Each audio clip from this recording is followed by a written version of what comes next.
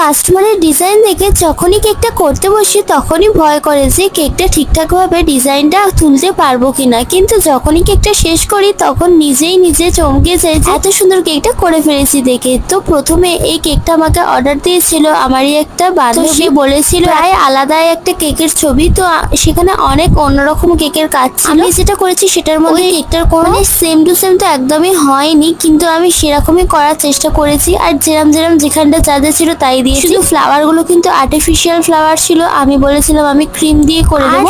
যে ডেকোরেশন বাকি ছিল সেগুলো আমি কয়েকটা নিজের মতো করে দিয়েছিলাম। তো পুরোটা সেম টু সেম করিনি, কিন্তু লাস্টে যখন কেকটা হয়ে গেছিল তখন তো দেখে অনেকটা ভালো লাগছিল, সামনে দেখে অনেক সুন্দর লাগছিল। তো নিজেই নিজেকে অ্যাপ্রিশিয়েট করছিলাম যে আমি এত সুন্দর করে বানিয়ে ফেলেছি। কিন্তু একটা 1 পাউন্ডের কেক ছিল, হাইট কেক ছিল। কালারটা আমাকে এইভাবে রাখতে বলেছিল। অবশ্যই কিন্তু তোমরা জানিও কেকটা তোমাদের কিরম লাগলো, আর যদি ভালো লাগে একটা লাইক অবশ্যই করো, চ্যানেলটাকে সাবস্ক্রাইব করে দাও।